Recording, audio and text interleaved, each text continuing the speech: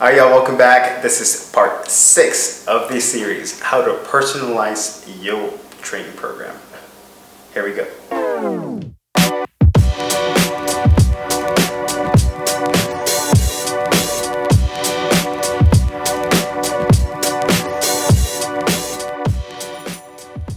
So if you have any old injuries or if you've had a surgery recently, this is definitely something where you're going to want to pay attention.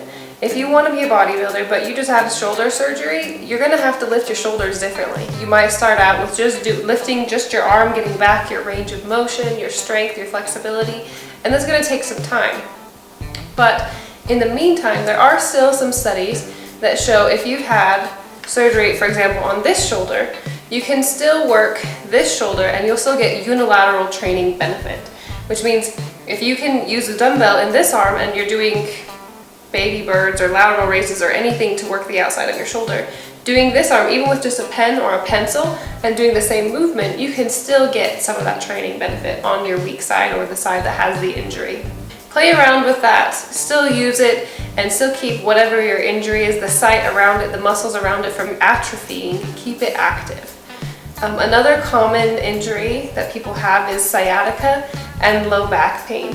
That usually has to do with a weak core and not getting enough stretching. So if you have any of that, make sure you're working on putting abs, training your abs in at least 3 days a week into your training, as well as some yoga or Pilates type stretching movements for the sciatica. The last part that we want to mention is muscle imbalances. Your body needs to be strong on the front and the back. That's why you train your chest and your arms, as well as your back and your glutes and your hamstrings. You can develop muscle imbalances if you have weaknesses on one side of your body to the other. For example, I currently have a muscle imbalance with my VMO, so I'm really working on that. That means the inner part of my quad, which people think is like that teardrop section, is weaker than the outer part. So I've been working on that a lot. If you have something similar, you'll know, because when you go downhill or down steps, you can experience pain in your kneecap.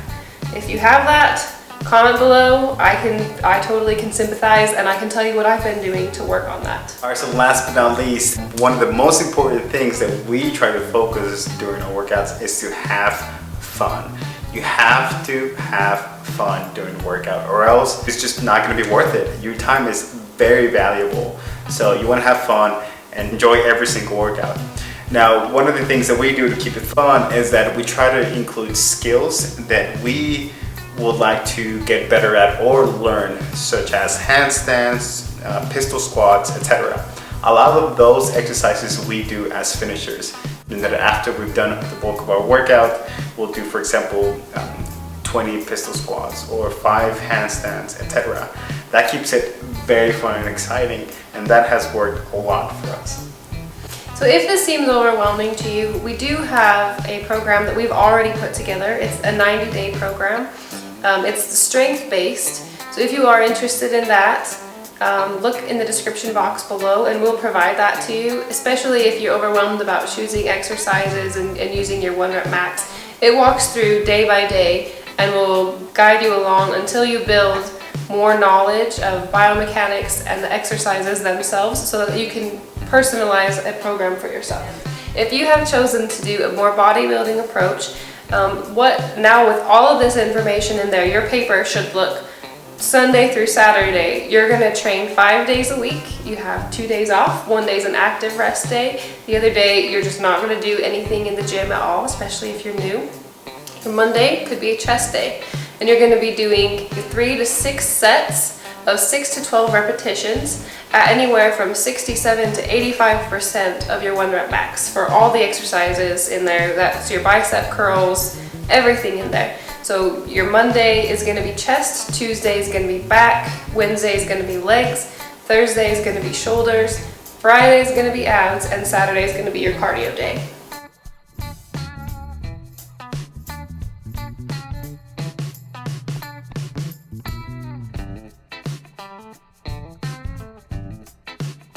Alright, so if you have any questions at all or comments, make sure you post them below.